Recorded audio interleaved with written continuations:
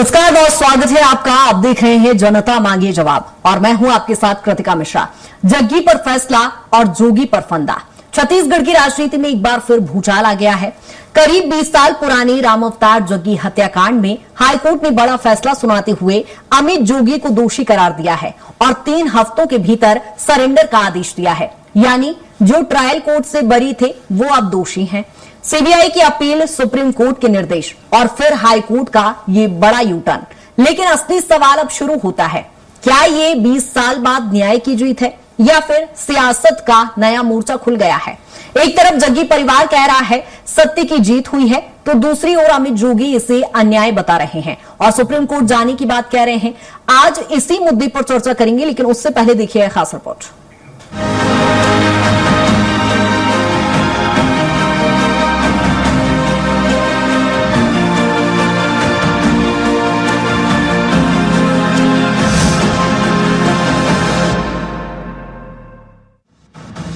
करीब 2 दशक पुरानी राम अवतार जग्गी हत्याकांड में हाईकोर्ट ने बड़ा फैसला सुनाते हुए अमित जोगी को दोषी करार दिया है। सीबीआई की अपील पर सुनवाई करते हुए कोर्ट ने ट्रायल कोर्ट के उस फैसले को पलट दिया जिसमें अमित जोगी को सबूतों के अभाव में बरी कर दिया था।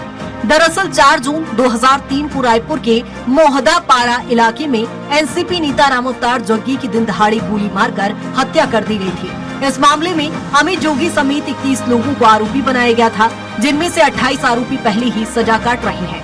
बताया जा रहा है कि सुप्रीम कोर्ट के निर्देश के बाद इस केस को दोबारा खोला गया और करीब 11,000 पन्नों की चार्जशीट और साक्ष्यों के आधार पर हाई कोर्ट ने ये फैसला सुनाया।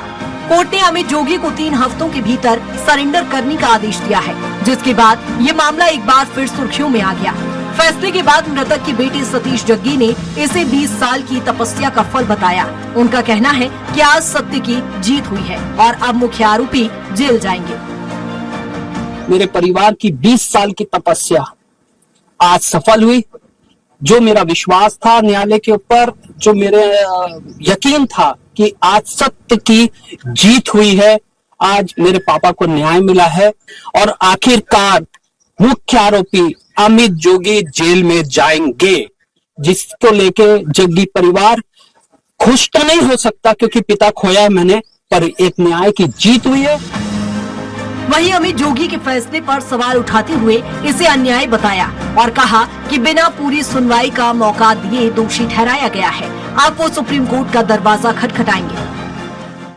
जिस व्यक्ति को ट्रायल कोर्ट ने पूर्णतः दोषमुक्त कर दिया था, उसे आज बिना एक शब्द सुने दोषी करार दिया है।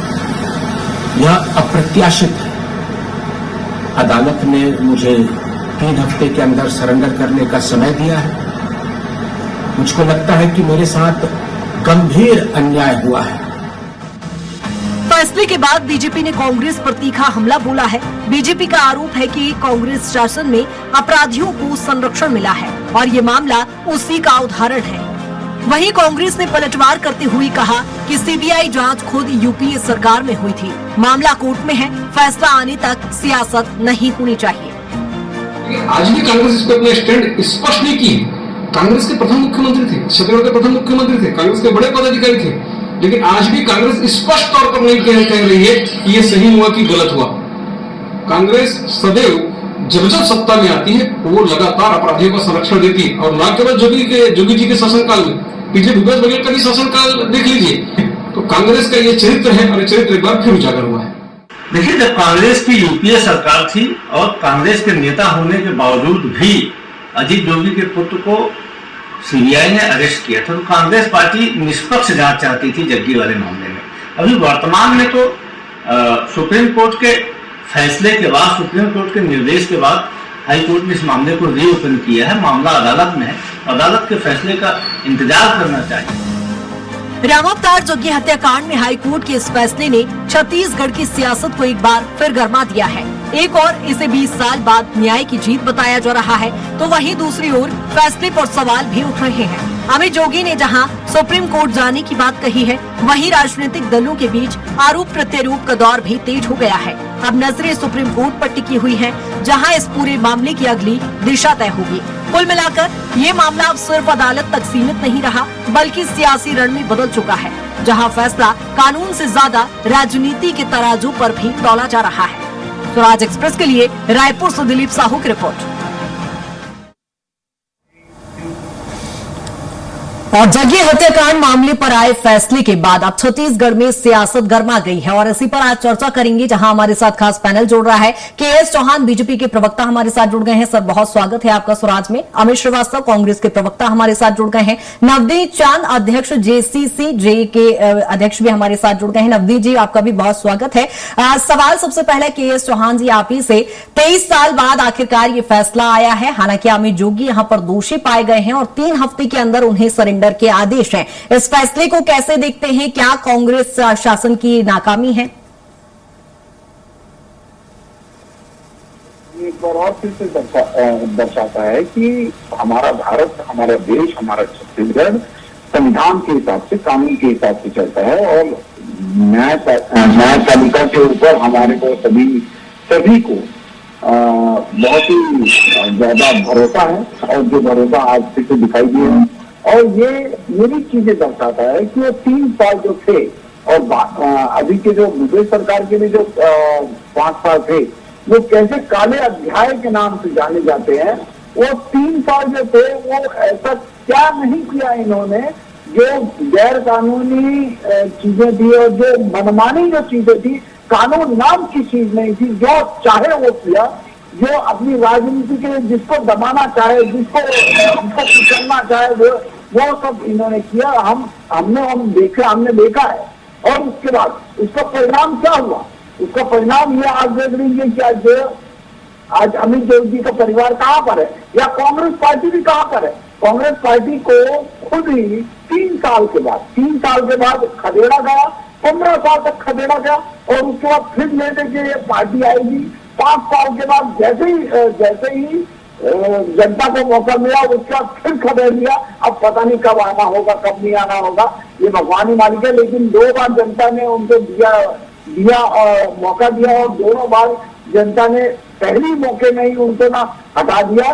क्यों? क्योंकि काला अध्याय लिखते जा रहे थे। जैसे इनके पास सत्ता आती है, CBI को बैन कर देते हैं, ACB को बैन कर देते हैं, सभी चीजों को बैन कर देते हैं। सिर्फ हमारी राजनीति चलनी चाहिए, हमारी रोटी चलनी चाहिए, यही इनका उद्देश्य है। और उसके लिए कितने भी नीचे जाके ये लोग काम करते हैं, जिसका ये जीता जागता उदाहरण है। और ऐसे कई उदाहरण हैं अमित जोगी जी के, जो उन्होंने अपने कार्यकाल में अपने पिताजी के। ठीक है, यानी कुल मिलाकर आप यहाँ पर कांग्रेस शासन की नाकामी इसे मानते हैं। अमित जी भी हमारे साथ जुड़े हैं। अमित जी, जिस तरह से चूंकि ये फैसला 11,000 चार्जशीट जो CBI के सामने पेश की गई, वो कहीं ना कहीं इस फैसले का आधार बनी है। ऐसे में आप ही की सरकार के दौरान CBI में जांच हुई, तो अब इस पर सवाल क्यों हो रहे हैं सर? देखिए, मुझे लगता है निश्चित रूप से न्यायालय का मैटर है और मैटर सब जूरी से तो बहुत ज्यादा बोलना भी उचित नहीं है। लेकिन मुझे ये समझ में नहीं आता कि इसमें कांग्रेस कहां से आ गई। जिस प्रकार से पूरा मैटर न्यायालय में चला, सबूत पेश किए गए और जो भी मैटर चला, हाई कोर्ट में चला, फिर सुप्रीम कोर्ट पहुंचा। सर, मामला राजनीतिक है, इसलिए कांग्रेस पार्टी से सवाल किए जा रहे हैं। नहीं, कांग्रेस का सही में वही जानना चाह रहा था कि जिस प्रकार से भाजपा आरोप लगा रही है, अगर ठीक है आज इतनी सारी घटनाएं होती है तो सारी घटनाओं के लिए क्या बीजेपी दोषी है? पूरा मामला हुआ इनके कार्यकाल में, तो हम मान लें कि पूरे बीजेपी के लोग दोषी है, बीजेपी की सरकार दोषी है। देखिए, मैं एक चीज बिल्कुल ये मानता हूँ कि राजनीति में शुचिता होनी चाहिए और निश्चित तौर से सरकार की जिम्मेदारी और जवाबदारी होती है कि ऐसी घटनाएं ना हो। लेकिन क्योंकि छत्तीसगढ़ की पहली घटना थी पॉलिटिकल, जिस प्रकार से किसी व्यक्ति की हत्या की गई थी, और उसके बाद तो हमने देखा दूसरी घटना, जो सबसे बड़ी घटना, पूरे विश्व की सबसे बड़ी घटना जो राजनीतिक नरसंहार हुआ था, गिरम कांड में इनके कार्यकाल में हुआ था। मैं फिर आपके माध्यम से कह दूं कि निश्चित तौर से अभी चौहान जी कह रहे थे कि कांग्रेस को जिस प्रकार के शब्दों का प्रयोग उन्होंने किया, मेरे अभिनय मित्र जरूर है, लेकिन मैं आपको बता दूं कि जनता ने भी आपको 5 साल के लिए वैसे ही भेजा था। और चौहान जी, मैं एक चीज कहना चाहता हूँ, ठीक है, हम अभी 5 साल थे, फिर हमारी हार हुई है निश्चित तौर से। अब हार हो गई, अभी कई जीत है बाकी, अभी तो जिंदगी का सारा साथ है बाकी। और अभी तो हम फिर से चल पड़े हैं नए मंजिल की ओर। पिछला 5 साल तो एक पन्ना था, अभी तो पूरी किताब है बाकी। तो चौहान जी ठीक है, आप सत्ता में आ गए और ये भी मत भूलिए जनता ने आपको 14 सीटों में लाके छोड़ा था 15 सालों में। तो मैं एक ही चीज कहना चाहता हूँ कि अगर कोई न्यायालय में मैटर चल रहा है, आप भी एडवोकेट है, आप जानते हैं कि तथ्यों के आधार पे ये जो हुआ है सारा कुछ। और मुझे लगता है कि अभी आने वाले समय में योगी परिवार के पास भी ऑप्शन है कि वो अपील कर सकते हैं, जा सकते हैं, सुप्रीम कोर्ट जा सकते हैं। निश्चित तौर पर मुझे लगता है लेकिन 23 साल किसी फैसले को आने में जो वक्त लगा है, आपको नहीं लगता है कि न्याय पर भी कहीं ना कहीं राजनीतिक प्रभाव रहा है? देखिए, राजनीतिक प्रभाव तो बिल्कुल ऐसे कुछ नहीं ना। जी जी जी। देखिए, हमारे वकालत की दुनिया में कहा भी जाता है कि justice delayed is justice denied. और अगर न्याय अगर देर से फैसला आता है तो अपने आप में उसे न्याय भी माना जाता है। लेकिन मुझे ऐसा लगता है कि 23 साल, ठीक कह रहे हैं, 23 साल हो गए और निश्चित तौर पर बहुत लंबा समय लगा।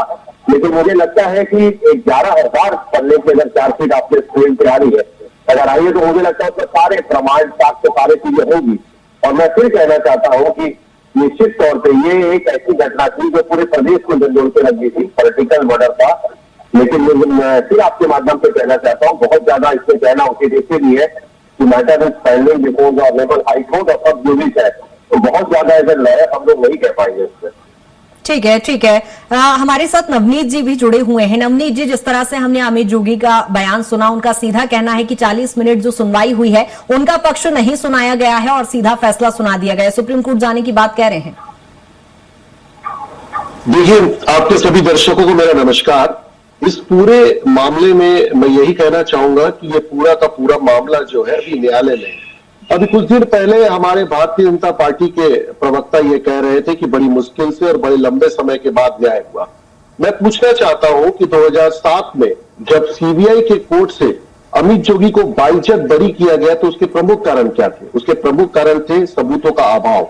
कोई भी ऐसा साक्ष्य नहीं मिला था। टोटल 31 लोग इसमें अपराधी थे, उसमें से 2 लोग जो है वो सरकारी गवाह बनाए गए थे, 28 लोग जो है जिनको सजा हुई और एकमात्र अमित जोगी थे जिनको बाइज्जत बरी कर दिया गया। तो क्या उस समय में न्याय नहीं हुआ था? और आज जब वो न्याय हुआ है तो इस न्याय के समय में जो माननीय अमित जोगी जी ने जो सवाल उठाया है वो जायज है कि पूरे 11,000 पन्नों को सिर्फ 2 या 4 दिन में तैयार करना और उसको लेकर अपनी बात रखना, ये अप्रत्याशित है और ये परिणाम भी अप्रत्याशित है। पर हम माननीय न्यायालय पर पूरी तरह से भरोसा करते हैं और हमें पूरी उम्मीद है कि जब हम सर्वोच्च न्यायालय में इस बात को रखेंगे तो जीत हमारी होगी और सत्य की जीत होगी। ठीक है ठीक है। के.एस. चौहान जी, इसका जवाब दे दीजिए कि जिस तरह से कहा गया 2007 में जो फैसला आया उसको दोहराया गया है, पलटा गया है। प्रतिका जी, ट्रायल कोर्ट में इनके पक्ष में फैसला आया और उस समय ये न्यायालय की जीत बोलते हैं। आज इन लोगों सिर्फ बोलते हैं न्यायालय की, आज भी बोलिए कि न्यायालय की जीत हुई है, जो हाईकोर्ट ने फैसला दिया है। ठीक है सर, लेकिन 2 अलग अलग कोर्ट के द्वारा 2 अलग अलग फैसले आए हैं। पहले 2007 में बरी कर दिया जाता है, उसके बाद वही 11,000 पेजों की जो चार्जशीट पेश की जाती है उसके आधार पर आज फिर वो फैसला उलट हो गया एकदम। देखिए, ऐसे बहुत सारे ऐसे फैसले हैं जो ट्रायल कोर्ट में जो दिए जाते हैं उसको पलट दिया जाता है हाई कोर्ट में, या फिर सुप्रीम कोर्ट में भी हाई कोर्ट के फैसले पलट दिए जाते हैं।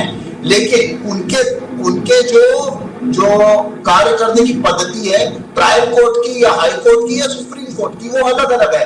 जांच करने की जो पद्धतियां हैं, जो श्रेणी है, वो भी अलग अलग है। क्या उसके बाद जांच नहीं हुई? क्या उसके बाद पहले तो सबूत मिटाने की कोशिश की गई और उसके बाद एक लिमिटेशन होती है ट्रायल कोर्ट की, जो वो उस लिमिटेशन के आधार पे ही अपने निर्णय लेते हैं। लेकिन तो हाई कोर्ट की लिमिटेशन जो है वो बियॉन्ड रहती है ट्रायल कोर्ट से, वो बियॉन्ड जाके बियॉन्ड सभी चीजें करके प्रक्रिया करके वो अपना निर्णय लेते हैं। लेकिन सुप्रीम कोर्ट की और बियॉन्ड रहती है।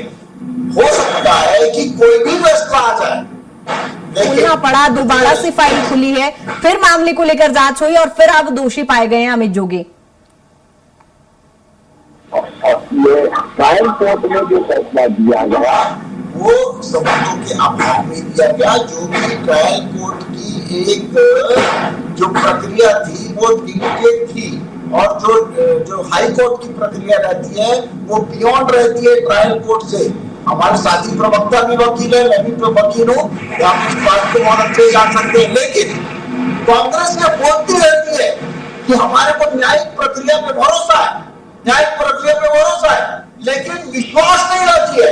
आज मेरे को दोनों प्रवक्ता बोलते हैं कि न्यायिक प्रक्रिया पे भरोसा है और न्यायालय ने जो ये निर्णय दिया है ये बिल्कुल सही दिया है, सही दिया है, ऐसा बोले, मेरे को ये सुनना है, मेरे को इनसे सुनना है कि जो न्यायालय ने जो फैसला दिया है वो बिल्कुल सही दिया है। अमित जी, मेरे को सुनना है, सुना दीजिए। बीजेपी के प्रवक्ता कह रहे हैं कि आप बता दीजिए कि ये फैसला बहुत सही है, यही सुनना है उनको।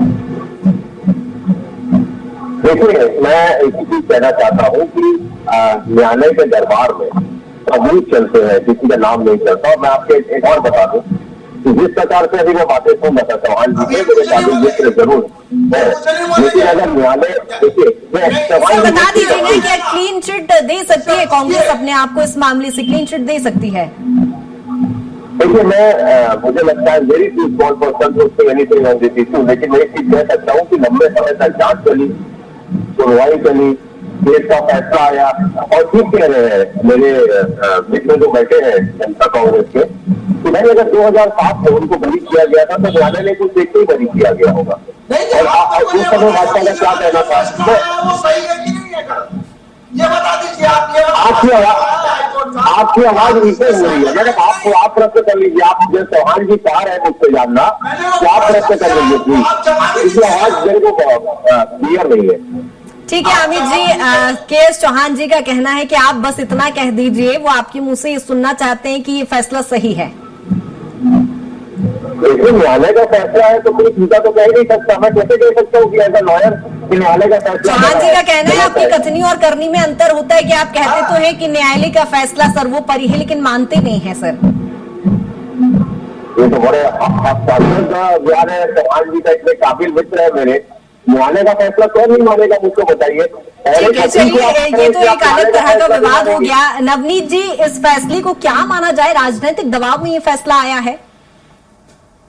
आज 2014 के बाद यदि आप किसी भी ऐसे प्रकरण को निकाल कर देखें जिसमें सीबीआई या ईडी का उपयोग होता है, तो उसको आप संदेह के नजर से जरूर देखेंगे। ये टाइमिंग देखिए, टाइमिंग उस समय में जब खास तौर पर अमित जोगी लगातार भारतीय जनता पार्टी के सरकार के खिलाफ आवाज उठा रहे थे, अफीम की खेती के खिलाफ आवाज उठा रहे थे, तो अचानक ये नोटिस आता है। देखिए टाइमिंग को देखिएगा, 2007 में ट्रायल कोर्ट से बरी हुए। ये कोई ऐसी चीज नहीं है कि 2007 के बाद लगातार लगी हुई थी और आज निर्णय आ गया है। इस बीच परिवार जो है वो हाईकोर्ट भी गया था और हाईकोर्ट में डिले आने के कारण से इसे खारिज भी किया था। उसके बाद वो सुप्रीम कोर्ट गए और सुप्रीम कोर्ट ने प्रायोरिटी के तहत इस मामले को सुनने के लिए हाईकोर्ट को निर्देशित किया और हाईकोर्ट ने शॉर्ट नोटिस 27 तारीख को अमित जोगी जी को नोटिस मिलता है।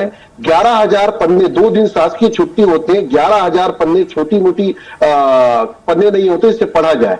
ऐसी स्थिति में सीमित 40 मिनट के बहस में ये निर्णय आ जाना अप्रत्याशित है और न्यायालय के किसी भी प्रश्न को, किसी डिसीजन की समीक्षा की जा सकती है। हम न्यायालय के किसी भी डिसीजन का सम्मान करते हैं, पर समीक्षा करनी भी तो जरूरी है और समीक्षा के तहत ये अप्रत्याशित निर्णय है और इसे चैलेंज किया जाना चाहिए। और मेरा दोनों ही कांग्रेस और भाजपा के प्रवक्ता भाइयों से ये निवेदन है, वो ये बताएं कि 2007 में जब ट्रायल कोर्ट ने उन्हें बाइज्जत बरी किया था तब उनका स्टैंड क्या था? क्या उस समय वो न्यायालय के डिसीजन का समीक्षा सम्मान कर रहे थे? हाँ बिल्कुल, ये गंभीर सवाल खड़ा होता है कि 23 साल बाद आखिर ये फैसला क्यों? अमित जी देखिए, हम तो बिल्कुल सम्मान कर रहे थे और मुझे बताता, आपको मैं एक बात भी बताना चाहता हूँ जी। इस लीगल टीम में मैं भी लॉयर था इस जग्गी हत्याकांड में जोगी परिवार की तरफ से, तो मैं पूरे तथ्य को जानता हूँ, कैसे हुआ, क्या हुआ। निश्चित तौर पे मैं फिर आपके माध्यम से कहना चाहता हूँ कि हम लोगों ने बहस के लिए जेठमलानी साहब को लाया था और वो पूरी टीम में मैं भी था, 5 लोग थे, मैं भी उसमें था। I want to one of them. तो मैं आपके माध्यम से ये भी कहना चाहता हूँ कि जिस प्रकार से निश्चित तौर पर मेरे काबिल में पूछ रहे हैं, मैं ऐसा लॉयर भी मैं साथ में था उस समय और आज भी मैं कहता हूं कि अगर जैसा आपने कहा कि अमित जोगी जी को बोलने का समय नहीं दिया गया, तो निश्चित तौर पर मुझे ऐसा लगता है एज अ लॉयर कि आगे जाके उनको रिलीफ सुप्रीम कोर्ट से मिलेगा, क्योंकि आपको भी मौलिक अधिकार है अपने पक्ष रखने का। और जिस प्रकार से आप कह रहे हैं, आप ही की बात से सुन रहे हो, मैंने जो देखा नहीं है ये केस कोर्ट में सुनवाई हुई है, लेकिन निश्चित तौर पर देखूंगा उसको मैं। और ठीक है, फिलहाल यहाँ पर सुप्रीम कोर्ट से कहीं ना कहीं राहत की उम्मीद अमित जोगी को भी है, क्योंकि उन्होंने सुप्रीम कोर्ट जाने की बात कही है। के.एस. चौहान जी, यदि देखिए 23 साल बाद फैसला आया है, न्याय संगत ये फैसला यदि माना भी जा रहा है, लेकिन जो 23 साल बाद ये फैसला आया है, इसकी जिम्मेदार आखिर कौन है? इतना लंबित समय क्यों हो गया? इतने लंबे समय बाद ये फैसला क्यों आया? क्यों नहीं 2007 में ही इस पर फैसला सुना दिया गया था?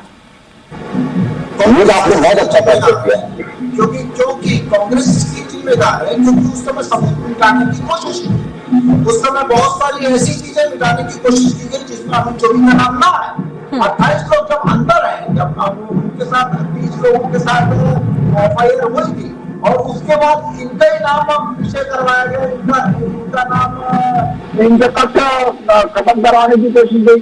और प्रेसिडेंट मैंने अभी आपको पहले बोला कि ये लोग न्यायिक प्रक्रिया को बिल्कुल वैध नहीं मानते हैं, उसको मान ही नहीं सकते, सिर्फ बोलते हैं कि खंडन ना हो जाए, सिर्फ इसलिए कि खंडन ना हो जाए न्यायालय का, इस वजह से बोलते हैं कि हम न्यायालय के निर्णय को सर्वमान मानते हैं। क्या न्यायालय का निर्णय, अभी जो हाईकोर्ट का निर्णय या प्रक्रिया जो की गई है, क्या संवैधानिक रूप से नहीं की गई है, क्या कानूनी रूप से नहीं की गई है, क्या नियम जाके की गई है, संविधान के नियम जाके की गई है, कि आपको समय नहीं दिया गया, आपकी प्रक्रिया पूरी नहीं की गई, क्या प्रोसीजर पूरे अडॉप्ट नहीं किए गए, क्या एक भी ऐसा कोई भी प्रोसीजर जो गैर कानूनी किया गया है न्यायालय के द्वारा, आप मुझे बताओ। या आप तो एक तो मान नहीं रहे हैं, और ऊपर से बोलते हैं कि आप मानते हैं, एक तो आप मान ही नहीं रहे, दोनों प्रवक्ता नहीं मान रहे कि न्यायालय का निर्णय सही है या प्रोसीजर। ठीक है अमित जी, संक्षेप में, बहुत कम समय है, संक्षेप में। ठीक है चौहान जी, ठीक है। देखिए, मुझे लगता है निश्चित तौर पे अमित जोगी के वकील तक सुप्रीम कोर्ट में सारे पक्ष रखेंगे, तो वो बताएंगे कि कहाँ उनके साथ अनजस्टिस हुआ, कहाँ उनको अनजस्टिस लगा। मुझे ऐसा लगता है, अगर मैं भी रहता तो मैं बताता कि कोर्ट में हमारे साथ कहाँ अनजस्टिस हुआ है। ठीक है अमित जी, वो तो संविधान में देखिए न्यायपालिका की व्यवस्था है, तो जाहिर तौर पर सुप्रीम कोर्ट से कहीं ना कहीं एक बड़ी राहत यहाँ पर मिल सकती है। उम्मीद अमित जोगी को यही है। फिलहाल बहुत शुक्रिया अमित जी तमाम चर्चा के लिए। नवदीप जी आपका भी बहुत शुक्रिया, के.एस. चौहान जी आपका भी बहुत शुक्रिया तमाम चर्चा के लिए। तो जिस तरह से आपने देखा कि जहां जग्गी हत्याकांड का फैसला ना सिर्फ अदालत का ये फैसला रहा है, बल्कि सियासत का बड़ा एक मुद्दा बन गया है। एक तरफ न्याय की जीत का दावा है, तो दूसरी तरफ फैसले पर सवाल है। अमित जोगी सुप्रीम कोर्ट जाने के लिए तैयारी में है, और बीजेपी कांग्रेस के बीच आरोप प्रत्यारोप फिलहाल देखने को मिल रहे हैं। और अब अगली जो नजर है वो सुप्रीम कोर्ट पर है, जहां तय होगा कि ये फैसला अंतिम मुहर बनेगा या फिर सियासी लड़ाई का एक नया अध्याय खोलेगा। फिलहाल इस खास पेशकश में इतना ही। बने रही स्वराज एक्सप्रेस के साथ। नमस्कार।